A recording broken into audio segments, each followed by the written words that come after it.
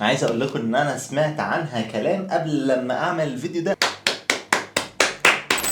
بصوا بقى يا جماعه، الفيديو اللي انتوا هتشوفوه النهارده ده انا حرفيا من ساعه ما انا صورت الفيديو لغايه النهارده انا كل يوم بحاول الاقي الايتم ده على الويب سايت وما بلاقيهوش. على طول سولد اوت، هجوم جبار من الناس على الايتم دي. فلو عرفت تلاقيها في ايا كان ممكن تكتب في الكومنتات لقيتها ازاي. يلا بينا. اهلا بيكم في حلقه جديده من دليلك في رمضان، وده الجزء ال13. والنهارده هنجرب الاختراعين الجداد من بريكفاست. يلا بينا نبدا. اول حاجه معانا النهارده هي بسبوسه بروفيترول. شيل هنا على البروفيترول البسبوسه. معانا هنا ربع فستق، ربع قشطه، ربع بندق، وربع قشطه تاني.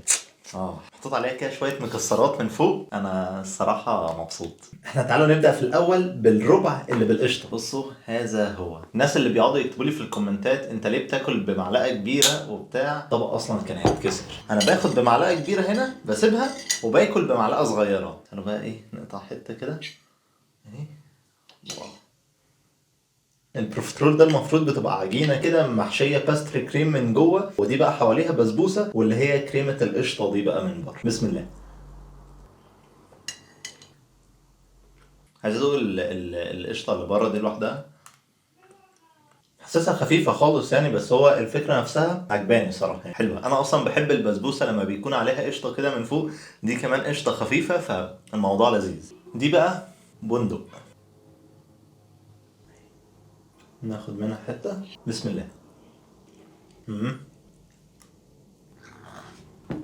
حلو الصراحة، عجينة البروفيترول حلوة والبسبوسة حلوة والكريمة اللي بره حلوة، بس أنا حاسس إن دي كانت تبقى أحلى لو البروفيترول نفسه محشي من جوه الباستري كريم دي مثلا بالبندق أو حاجة، كان ساعتها كانت تبقى أحلى بكتير فعلا. تعالوا بقى ناخد آخر حاجة وهي بالفستق. أهي كده بسم الله.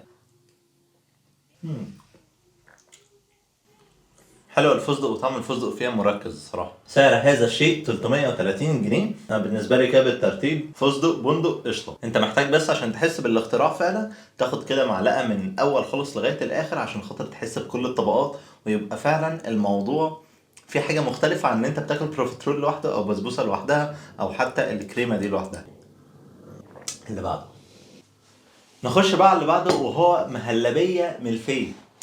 مهلبيه ملفيه دي انا عايز اقول لكم ان انا سمعت عنها كلام. هي شكلها مغري، شكلها مغري مغري يعني. بصوا، كنافه بعد كده كريمه ملفيه وبعد كده الملفيه والسكر البودره من فوق.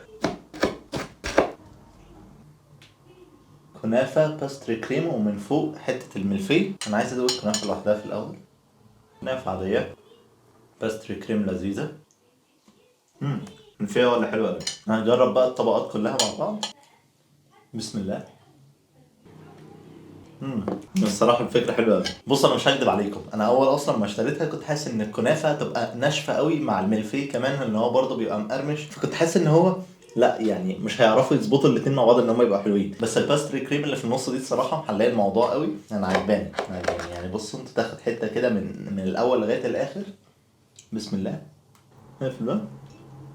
سعر هذا الشيء 260 جنيه. انا الصراحه شايف حجمها كويس. ممكن هي تكون غاليه بالنسبه لبعض الناس، بس هي الصراحه كفكره وكتجربه لا حلوه. انا عجباني. هيبقى بقى ناقص ايه بقى، ان هم يغيروا التوبينج بقى بتاعها. يعني مثلا ممكن بقى يتعمل بقى منها لوتس، ممكن يتعمل منها مربى، يعني تبقى زيها زي الملفيه. فلا اي لايك ذس وان.